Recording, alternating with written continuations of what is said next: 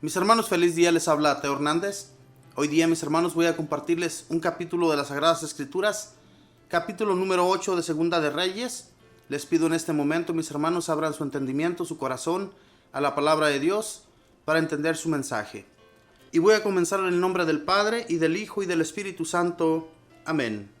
Eliseo dijo a la mujer, cuyo hijo había resucitado: levántate, sal con tu familia e instálate donde puedas, porque Yahvé mandó que venga el hambre a este país, y ya llegó.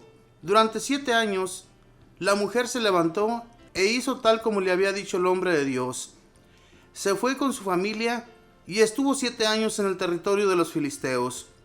Al cabo de los 7 años, volvió la mujer del territorio de los filisteos y fue a reclamar al rey su casa y su campo. El rey estaba hablando con Gehazi, sirviente del hombre de Dios. Cuéntame, le decía, todas las cosas extraordinarias que ha hecho Eliseo. Cuando el sirviente contaba al rey cómo su patrón le había devuelto la vida a un muerto, llegó justamente la mujer a cuyo hijo había resucitado Eliseo, y le solicitó al rey su casa y su campo.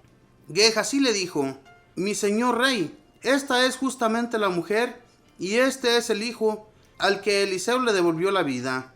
El rey interrogó a la mujer, y ésta le contó todos los detalles, después de lo cual el rey se la encargó a su servidor, al que ordenó: haz que devuelvan a esta mujer todo lo que le pertenece, como también las ganancias de su campo desde el día en que se dejó este país hasta ahora.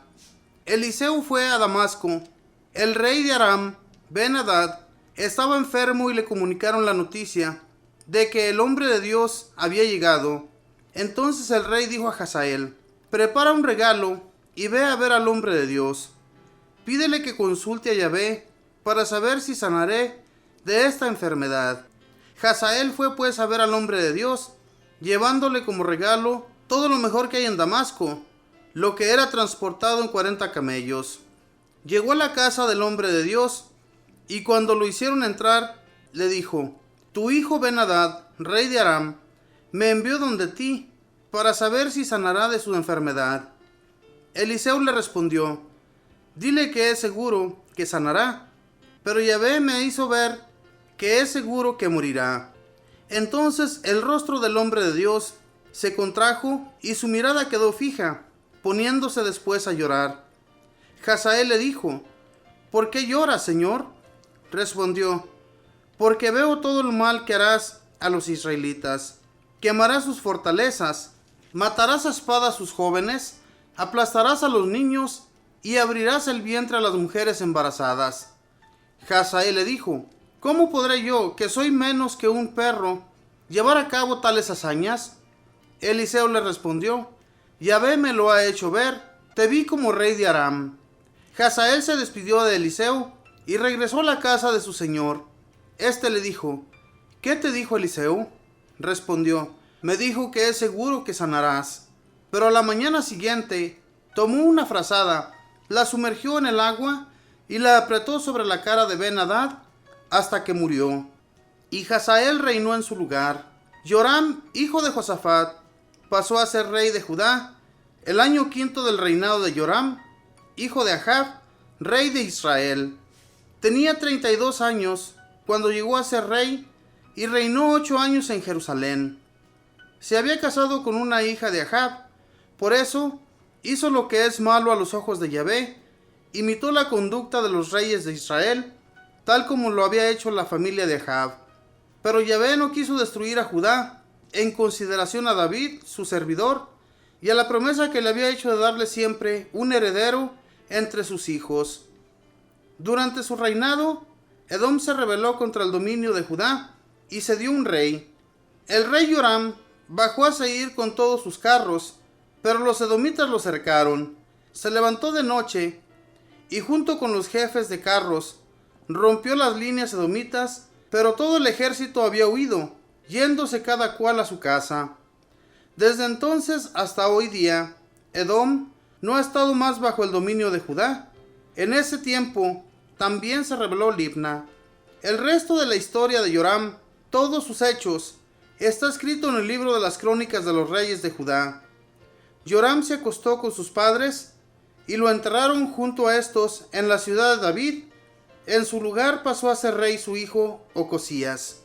Ocosías, hijo de Joram, comenzó a ser rey de Judá el año 12º del reinado de Joram, hijo de Ahab, rey de Israel. Ocosías tenía 22 años cuando llegó a ser rey y reinó un año en Jerusalén. Su madre se llamaba Atalía y era hija de Omri, rey de Israel. Se eligió una esposa en la familia de Ahab. Después siguió las huellas de la familia de Ahab e hizo lo que disgusta a Yahvé.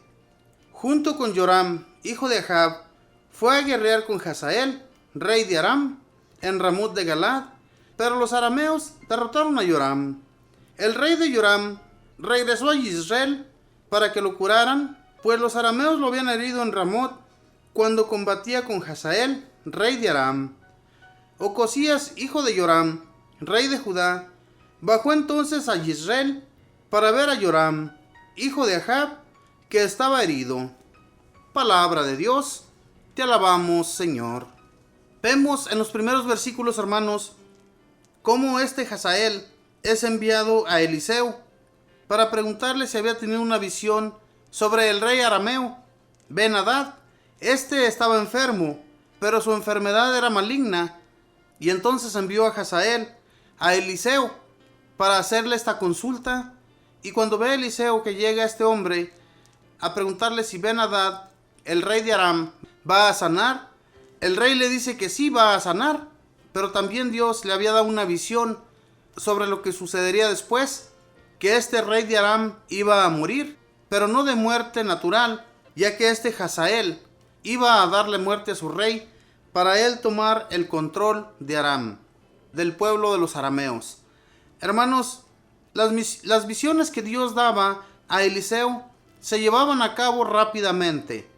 Y cuando esto sucedió, cuando él le dice a Hazael de esa visión que Dios le hizo ver, que cuando él fuera rey de Aram, haría una cosa muy terrible con el pueblo de Israel. Leamos del versículo 11 en adelante. Dice: entonces el rostro del hombre de Dios se contrajo y su mirada quedó fija, poniéndose después a llorar. Hazael le dijo: ¿por qué lloras, Señor? Respondió: porque veo todo lo mal que harás a los israelitas. Quemarás sus fortalezas, matarás a espada a sus jóvenes, aplastarás a los niños y abrirás el vientre a las mujeres embarazadas. Hazael le dijo: ¿cómo podré yo, que soy menos que un perro, llevar a cabo tales hazañas? Eliseo le respondió: Yahvé me lo ha hecho ver, te vi como rey de Aram. Fíjese, esta visión Dios se la hizo ver a Eliseo en el instante que este hombre llegaba ante la presencia de Eliseo para consultarle si su rey sanaría. Pero tal vez este hombre ya tenía la intención de darle muerte al rey de Aram para así quedarse él con el reinado y más tarde hacer la guerra también a Israel. Y tal como esto fue dicho a Hazael, exactamente se llevó a cabo. Llegando, sí sanó el rey, pero luego le dio muerte con sus propias manos.